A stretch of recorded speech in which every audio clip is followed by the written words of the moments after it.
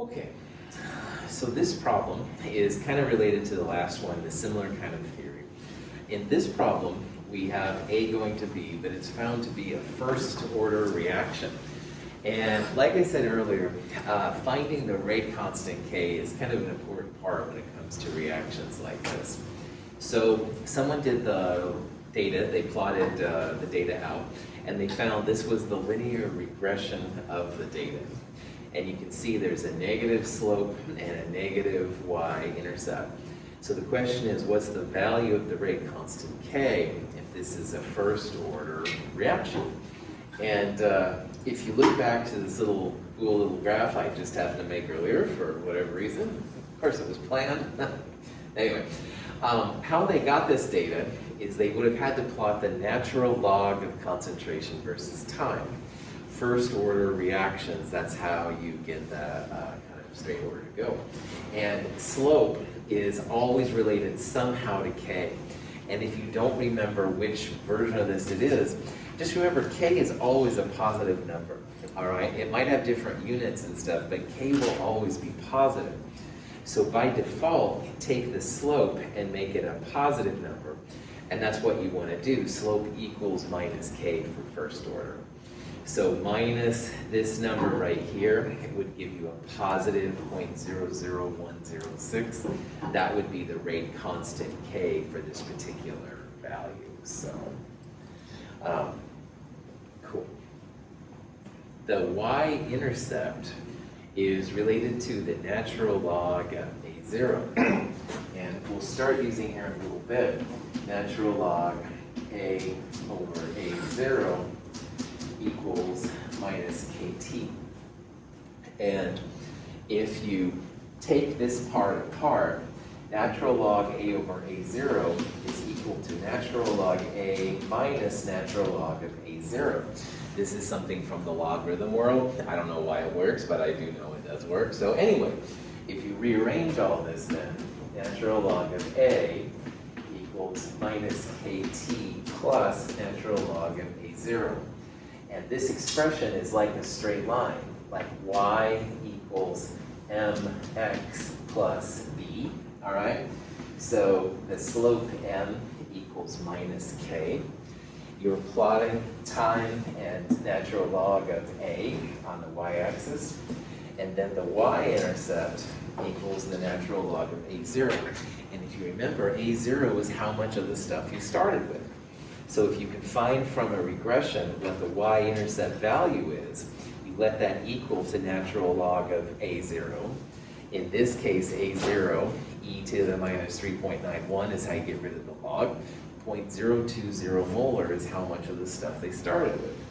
And I point this out just because this is what they do with radioactive samples with super long half-lives. All right, we've seen examples of some of those radioactive things with billions of years of half-lives, but if they put a bunch of data together, they find its first order, they can back calculate how much they started with. And that's really cool for not only nuclear chemistry, but geology as well, and all kinds of different things. You can actually determine how much of the sample you started with, and then see how much is left and how long it takes to decay. Anyway, getting kind of excited here by science, I know. Any questions on this process? Cool. Okay, now here's a problem. It says we have a first order problem. K, the rate constant K, 0.030 per minute. Now, this thing right here is something to talk about here real fast. If you see this kind of thing, it means 0.030 inverse minutes, minutes to the minus 1.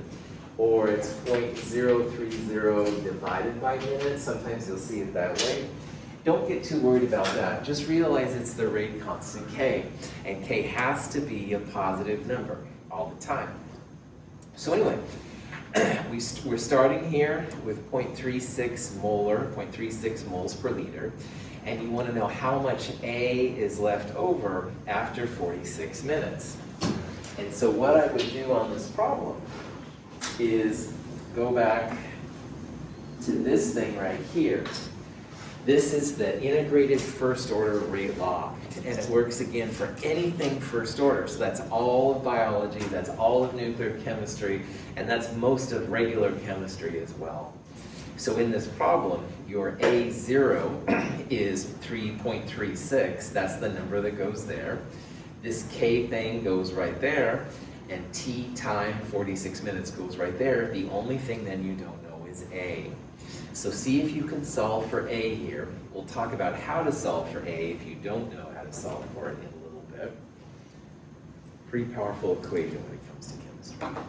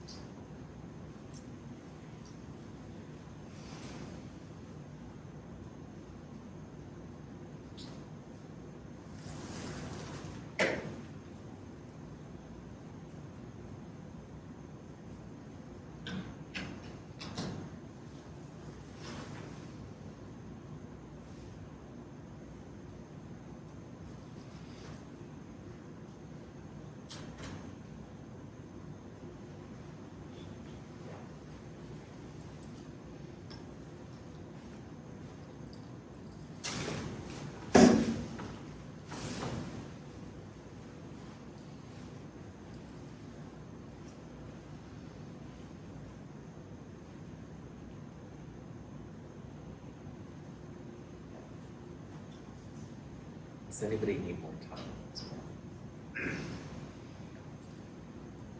Cool. All right, so integrated first order rate law is super cool when it comes to these kind of problems. Now it's natural logs, and I know that makes people sometimes nervous, but honestly, it's just another calculator thing, all right? So just like you should know 12 times 15 unless you have your calculator, all right? Natural log and it's anti-natural log, same kind of thing. Now in this problem, we're starting A0 with 0.36 moles per liter. In this problem, A and A0 have to be the same kind of unit. So the answers will come out to be molarity, just like we started with molarity, all right? But you can also use other kinds of units, and we'll see that here in a little bit. Now the other thing about this reaction is that K and T have to have the same kind of time units. Now time is good old time T, so 46 minutes have elapsed. The rate constant K has to have units then of inverse whatever you're using. So in this case, that would be inverse minutes. If we had inverse seconds there and minutes, we'd have to translate like minutes to seconds first, something like that. A and A0, K and T, all positive numbers. There is a negative right there, so just FYI. So anyway, in this problem, we want to get A by itself, all right? So we've got to get rid of the logarithm on that side. So in your calculator, you have an e to the x button. It's usually second function, ln, or something like that. And that's what you want to do. And second function, ln, is this e to the x. And it cancels out that part right there. Now on this side, this e, I think it's called Euler's number. It's just a number, 2.71, whatever. So it's like 2.71 raised to the power of all this jazz. And this is where your calculator can really stand out. So to get A by itself, these guys are gone. A is going to be by itself. I'll multiply both sides by 0.36. So I'll have 0.36 e to the minus 0.030 times 46. All right, and this is just a number in your calculator. But before we talk about that, if we're starting with 0.36 moles per liter, does it make sense that we would end up at time t at a value larger than what we started with? No, these things are all reactants. They're being used up, all right? So the answer will be something less than 0.36. So that's why this answer doesn't make any sense here. So that being said, the other ones are good. This is where the calculator pops in. In your calculator, try it here if you want to, 0.36 times E, and then parentheses minus 0.030 times 46. If you get 0.091, bam, on. When I took E to the minus 0.030 times 46, I got this 0.251579 number. Doesn't really matter what it is, but that's what you get when you do the anti-natural log, the e to the x thing. So again, your calculator is going to be your friend. It's a little weird at first, but it is just math, having good times with math, you know. Any questions? Okay. So this is a super versatile equation, and we'll see now a couple of problems where we're going to use this thing for other kind of scenarios. All right, now here's a gold isotope. Not all gold is the stuff you want to wear around your neck. This is a radioactive gold, and you don't want to wear this one around your neck. But anyway, battling once again. Half-life of this isotope, 2.7 days. So we'll talk about half-life here in a little bit. Now in this problem, 5.6 milligrams is the starting material. And we want to know how many days it takes to turn 5.6 milligrams into 0.70 milligrams. So if you go back here to the first order integrated rate law, all right? Natural log, once again, A over A0. Now in this problem, A0, 5.6 milligrams, and the A, the amount left, 0.70 milligrams. The nice thing about the first order integrated rate law is it's a ratio. So as long as what's on top has the same units as what's on the bottom, you're good to go. So in the last problem, it was moles per liter over moles per liter. In this problem, it's milligrams over milligrams, and that's cool. The units cancel out, and we're good. However, Now we're kind of stuck though, because we've got 2.7 days. All right, so we don't know K, and we want to know how long T it takes to solve it. So for this problem, we're going to use the other little part, which oftentimes gets stuck on here, and that's half-life, T1 half, 0.693 divided by K. So in this problem, we have a half-life, 2.7 days, all right? That's the T1 half. So in this problem, you first want to solve for K, 0.693 divided by half-life, then put K right there and solve for T, all right? So see if that's enough to get you started here on this problem. We'll talk about it here in a little bit.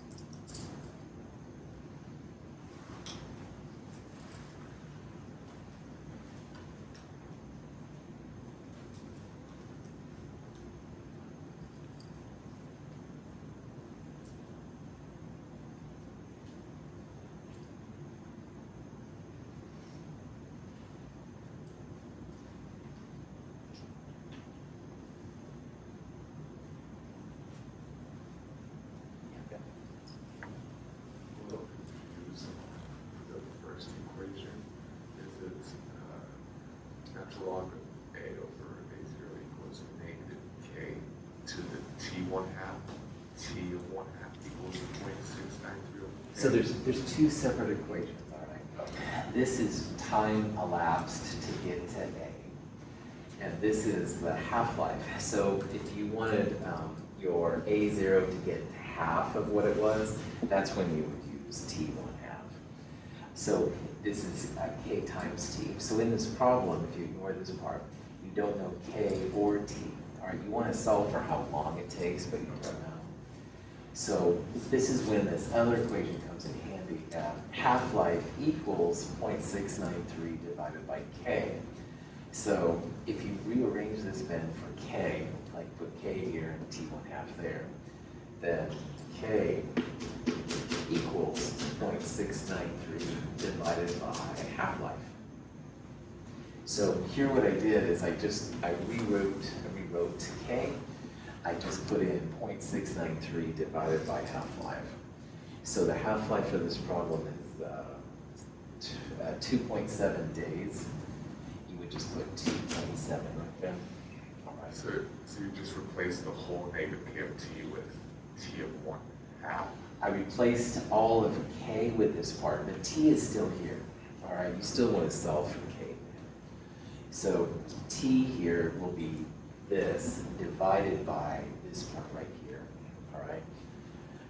There's no powers or anything like that. This is the expression for half-life. It's not like T squared or T to the 1 square root of T or something like that. Is that cool? Yeah, that's a great question. So.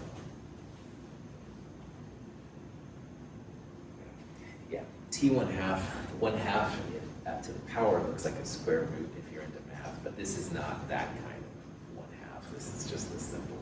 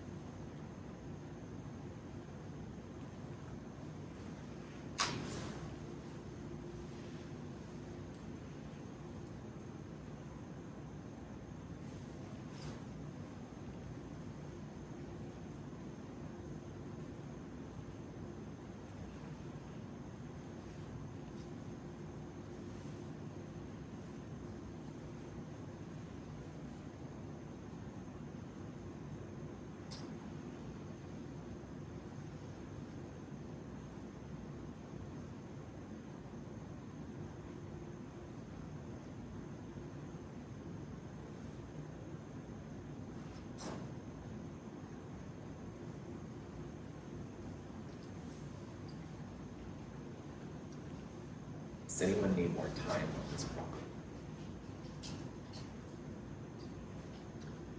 Okay, so natural log A over A0 was minus kt. We don't know k and we don't know t. So this is where the half-life comes in really handy. And like Ben asked about, I'm glad you asked that. Half-life gets this weird symbol t1/2. All right, it's not t to the 1/2 power, which would be like square root of t or something like that. This is the symbol for half-life. And half-life equals 0.693 divided by k. So scientists will use this a lot of times to solve for k. K, the rate constant, 0.693 divided by half-life. So if you plug this back in here, now we know k, that whatever that is, and we just want to solve for t. So t in this case then would be natural log 0.7 divided by 5.6. And we would divide all of that by minus 0.693 divided by 2.7. Now, this is a little ugly, but this is why you have a calculator, all right? You plug and chug, all right? Don't think about it. That's how I work anyway. T is always going to be a positive number because time, for chemists anyway, is always a positive thing. Time travel would be fun to talk about, but that's way beyond chemistry. So T will be a positive number. And when you plug this all in, I had 8.1 days, okay? Now, I went through this example with you because this is the ultimate way to do these kind of problems. But if you're ever on a problem like this and you're just like, oh, lame, you're so stuck, sometimes you can do a little cheesier, but it does work way to figure out number of half-lives. So for example, in this problem, we started with 5.6 milligrams. After one half-life, you'd be down to half this number, which is 2.8. So 5.6 divided by 2 is 2.8. This is like one half-life. Now, you go through another half-life to get down to half of that. So this would be now 2 half-lives. 2.8 to 1.4, and if you go through another half-life, 0.7. And 0.7 happens to be, in this case, how much that you want. So this is like essentially 3 half-lives to go from 5.6 down here. And so 2.7 times 3 does come out to be 8.1. Now, the reason why I wanted to go through this way is because you don't always have the luxury of having this. Like, you might be able to get close to this or something. This way works for any combination of half-lives at any time. But it is a nice way to kind of back you up if you're feeling uncertain about it, because I know the math is a little weird. Any question? Yeah? Where did you get the 0.693? Half-life comes from half the time to take. So if you go back to natural log A over A0 equals minus KT, at a half-life, you're down to half of the A0 you started with. So A is 1/2 of A0. So the A0s like cancel out, and that equals minus KT. Natural log of 1/2, all right, is what you've got, and that's where it actually is minus 0.693. So the 0.693 natural log of 1/2 is minus 0.693, which equals minus KT. They put a positive sign on it, so half-life T1/2 times K is positive 0.693. The 0.693 is a constant that's always the same in all of them. That's right. It's not something you calculate. I know, I was looking at that, Yeah. I was like, where do they come from? Great, these are great comments to make, yeah, so, it's literally set up, Kate, for half of the time.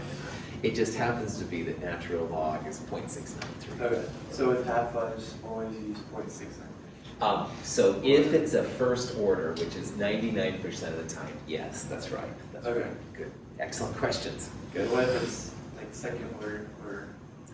Cool. There's a handout that you can look on the website or thing, and the 0 and second orders have a dependence on the initial concentration. So for these guys, it just happens to be 0.693 divided by K.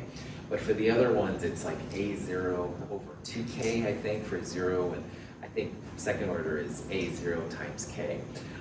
Recognize that I don't know these off the top of my head, so probably you won't either, but if you had to look them up, there is a handout. I called it the Kinetics Quick and Dirty Sheet or something like that. It's a little bit different for 0 and second order. But in medicine and nuclear chemistry, the first order thing rules, so that's why this one is something we'll definitely have some experience with. Okay. Great questions. Other questions on this? Okay. So this is just an example of how to find how long it takes for something to break down. And this is super helpful because if you have a reaction going and you don't want to watch it, you can make a prediction like how long is it going to take to get down to some percentage of what you've got. And also notice that in this example, instead of moles per liter, we're using just milligrams. And that's another thing that makes this such a cool process to use. Okay, this is now changing gears a little bit. We're now going to start looking into mechanisms, all right? And they think that this reaction, which essentially is NO2 and CO, making CO2 and NO, it occurs in 2 steps.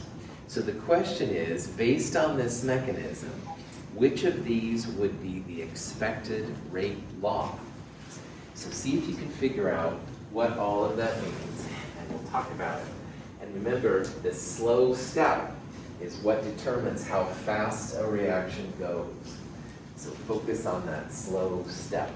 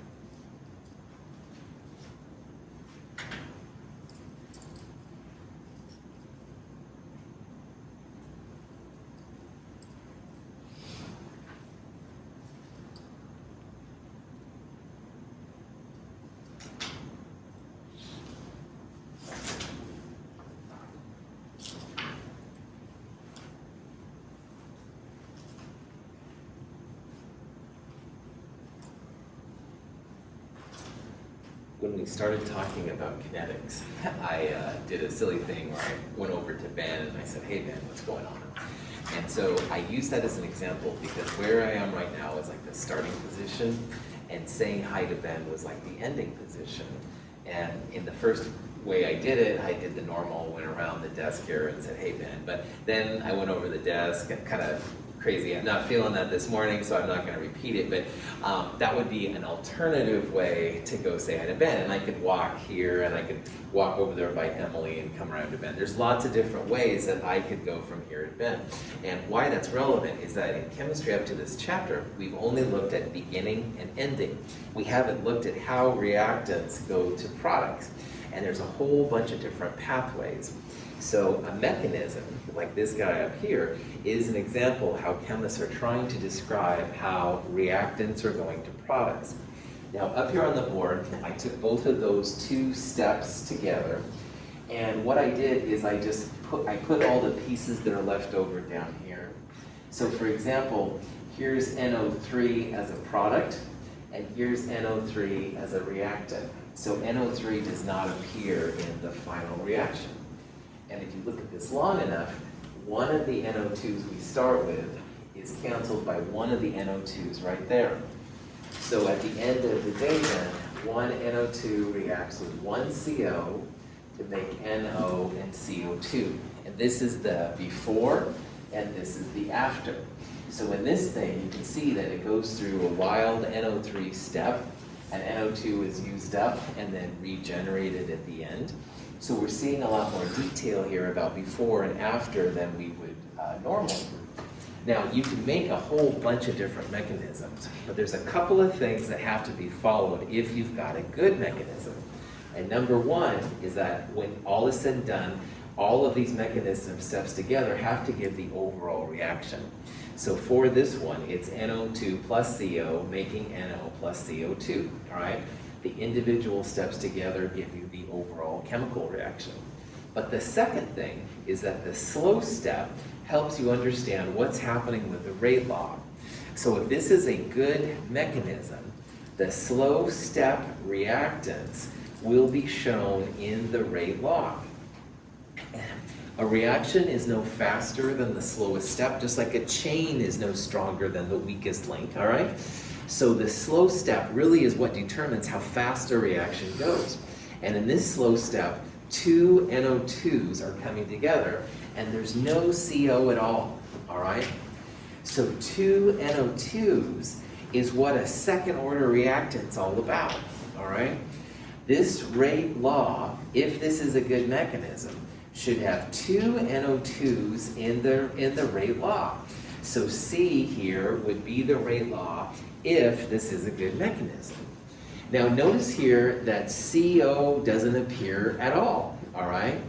CO would be a zero order reactant because it doesn't appear in the slowest step. And because there are two NO2s, it would be like NO2 times NO2 or NO2 squared. Two NO2s have to come together to get this reaction going, to make this wild NO3 especially, which is really strange. Yeah? Is a second order reactant based on the rate law, will it always appear the same way in the slow step with two separate components coming together? For what we have talked about so far, yes. There's a little bit more to it if you go on past this class in higher level kinetics, but yes, most of the time, Juliana, absolutely what you said, that's right. So that's one of the things I wanted you to see is that, if you have second order, that just means two of those dudes are coming together, all right? And so in this case, it's the two NO2s coming together to make NO3. And I also wanted to point out too that the CO is zero order. It doesn't even appear in the rate law because CO isn't there until you get to a rate apart. Now, in the lab you just did, kinetics lab, you should have seen rate equals K. Acetone was a first order reactant. HCl was a first order reactant. And iodine, you should have seen, was a zero order reactant. So based on this rate law from our kinetics lab, what do you think's happening in the slow step? Is iodine involved in the slow step? No, right on. It's zero order. Iodine is not part of the slow step. All right, that's some kind of subsequent later step. What chemicals do you think are coming together in the slow step based on those ones right there? Acetone and HCl. Acetone and HCl, that's right. It's postulated that in the slow step, the acid activates, if you will, the acetone, makes that carbonate a little bit more reactive. That's what they propose anyway. Iodine is not part of that step, so that's why it's zero order. So if this is a good mechanism, the rate law must behave in terms of the slow step, like Juliana said. So for this particular one, that means two NO2s coming together. In our lab, it was acetone and HCl coming together that's part of the slow step. That's why they're both first order reactants, and iodine didn't show up at all. Cool. Questions? Yeah, Jonah. Why did we make the like simplified equation? What do you mean by simplified equation? Why now you canceled out the thingies and you made this simplified one? Why? Cool. So Jonah, up until this section, this is all we ever looked at right there. All right, which was like 1NO2 reacting with CO to make something. All right. We're trying to understand now why the reaction is as fast or slow as it is. And in this reaction, the slow part is the two NO2s coming together. Now, the other NO2 doesn't even appear in the reaction, all right? But you need that extra NO2 kick to get the reaction started, all right? Like CO is happy to react with NO3, but CO apparently doesn't want to react with NO2 by itself. It needs to go through this weird NO3 kind of intermediate. So this is what we would have done up until this chapter. Now we can see that, aha, the NO2s coming together, that's the part that's going to slow us down. And if we're impatient, let's add more NO2, all right? Let's make it go like a little bit faster and stuff. So we're trying just to rationalize how to make it faster or slower, or nothing else, like why it is as slow or fast as it is. It's the NO2 that's the gatekeeper. Second question. Other question? Okay. Now, this question says, here's 4 reactions and 4 rate laws, all right? The rate law goes with a reaction.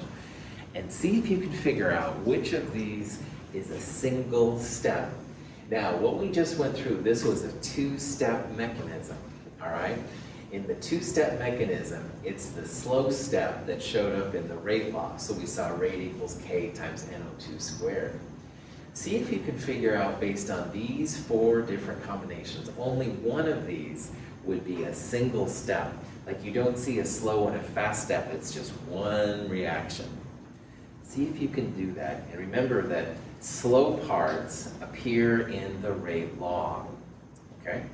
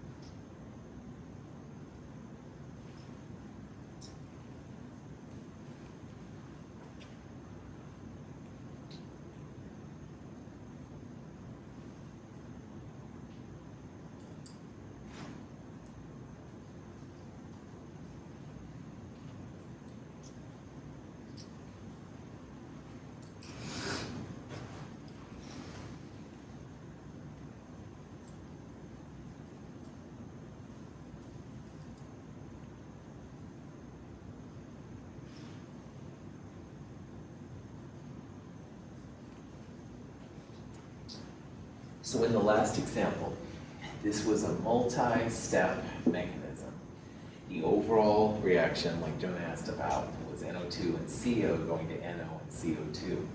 However, the rate law showed that NO2 was second order, and CO, which didn't appear at all, is a zero order reactant. So all of the reactants in the slow step appeared in the rate law, all right? Like NO2 times NO2 or NO2 squared. CO was a part of it, so it wasn't there in that one.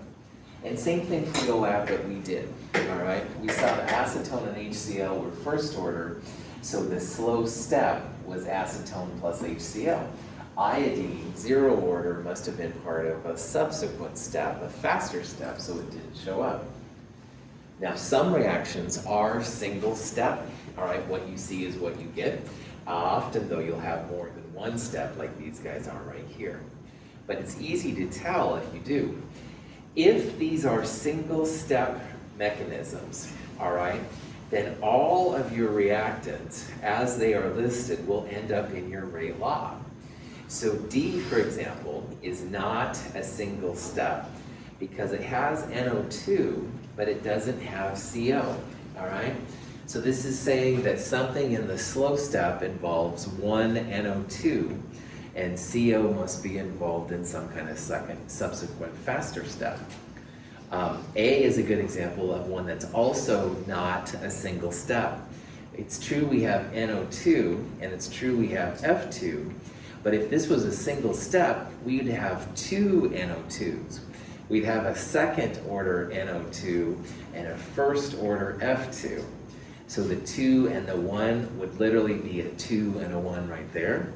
And the 1 and the 1 here, you'd see NO2 to the first, and you'd see CO to the first power. So the only one of these that could be a single step would be C, because in C, you've got one NO and one O2, and the rate law shows one NO and one O2, or NO and O2 are both first order.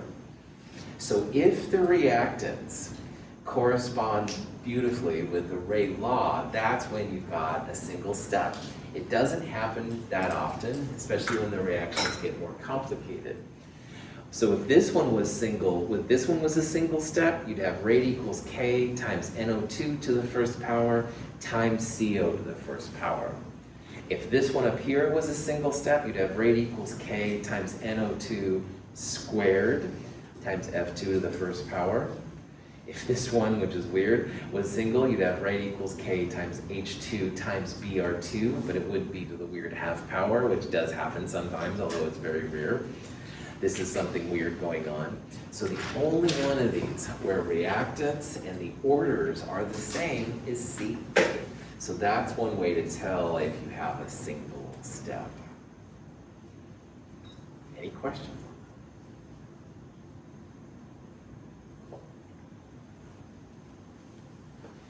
So here's a question that has different kinds of catalysts. And one of these statements is incorrect. And even though my silly little smiley emoticon thing at the bottom there looks cheesy, catalysts are really cool because they're in our bodies and are always making our bodies move and stuff. So don't you dare say that E is the incorrect one. But anyway, see if you can think about which one of those is incorrect.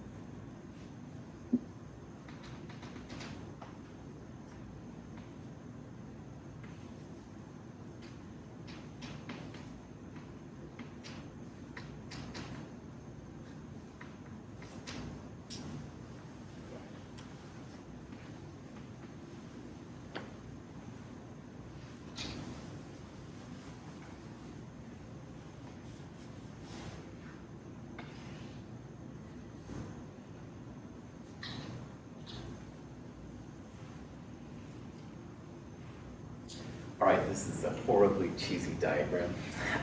This is a reaction diagram. The left side is usually reactants, the right side is usually products. And the dark line here is the non-catalyzed version of this reaction. And so it's showing reactants going to products. There's going to be some kind of energy of activation, which we'll talk about more here in a little bit. But anyway, when you add a catalyst, it lowers the energy of activation. So instead of having this much in this kind of dotted line, which is very cheesy, I'm sorry, the energy of activation is much smaller, right? And as that E sub A value gets smaller, the reactions get faster. So a catalyst will speed up the reaction relative to the uncatalyzed reaction, and that's why they're so helpful. So does it provide an alternative mechanism? Absolutely. The dotted line, which is very cheesy, is my attempt to show the alternative version, how you go from reactants to products. You're still going reactants to products, but the path you take is quite different than the unpathed, than the catalyzed version. Catalyst is regenerated reaction, also true, all right? At the end of the day, you should be able to reuse your catalyst. They're good for usually like 1 million or so turnovers, which is quite a few. So generally, yeah, they'll still be there. Now, C, a reaction involving a catalyst yields more product. That's not true. It'll be the same amount of product as you would have had from the non-catalyzed version. It just goes a lot quicker to get to that final point. And that's why people like using it. People get impatient, all right, and chemists definitely get impatient too. Catalyst speeds up forward and reverse reactions, true. So I was focusing on the forward, going left to right reaction. However, if you went right to left, which is also possible, that would also have a lower energy, a lower barrier to get over. So catalysts will speed up both the forward and the reverse reactions. And man, they are cool. Our bodies are full of all these ASE compounds, ACE. And anyway, I'm not really a biologist, but anyway, I know there's a lot of them in our bodies, so woohoo, yeah, catalysts are cool. And it's the end of the term. Anyway, questions? Any of that? Yeah, okay. So like for catalytic converters, Yeah. so like if that if the exhaust went back in, or if the emission went back into the exhaust, it would be able to reverse it like just as fast. Yeah, in theory. No, I wouldn't say just as fast because assuming, so first of all, okay, we'll assume here that this is an exothermic reaction. And as a quick review, like if you go straight over here, the energy at the end is lower than where we started with. And I'm pretty sure in a catalytic converter, that's what you've got too, okay? Now, the barrier going from this side to that side, so the post-waste to pre-waste, all right? It's got a bigger gap to get over, so this will make it slower. Or even up to like here on the catalyzed version, this is bigger than like this little gap right here. So I would think it would be a little bit slower, but it would still be something that could be done. You bet. Yeah, great question. You could repollute the air.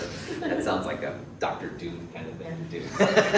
In Batman movies. Yeah. Reversing all the catalytic converters. Oh my God, I saw that the Riddler was freaking me out. Anyway, all right, I'm not going to talk about silly things too much if I can help it. Anyway, all right, other questions? This one is kind of a little bit of review from Chem 221, but it's important in this section. We've got a cobalt-60, all right? And I want you to tell me how many protons and neutrons are inside it. So see if you can figure out how many protons and neutrons are in cobalt-60.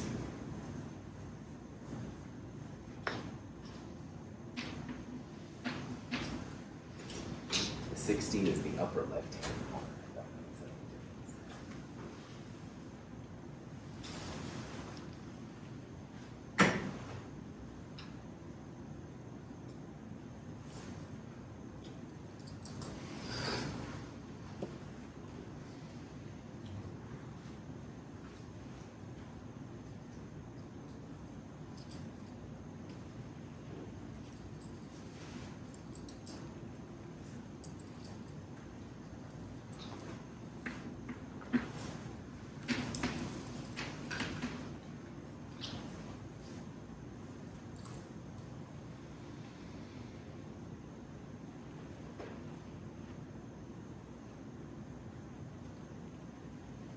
Okay. from Chem 221.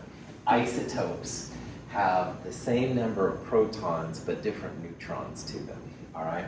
Most cobalt like in vitamin B12 and stuff like that, is cobalt 59, at least most of it is.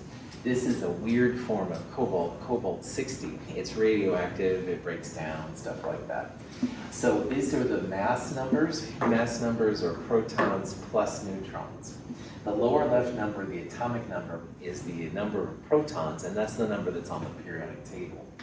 And so cobalt has 27 for its atomic number.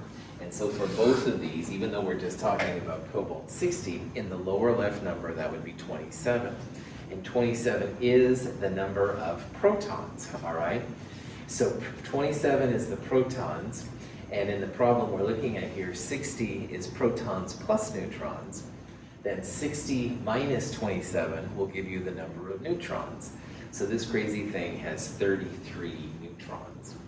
Normal cobalt would have 59 minus 27, or 32 neutrons to it. And that's a more stable combination, apparently, than cobalt 60 would be. Any questions on that? Okay. This is probably a good place to take a break. So it's about 10:53-ish, 10:58-ish. We'll start up again, 10:59. So.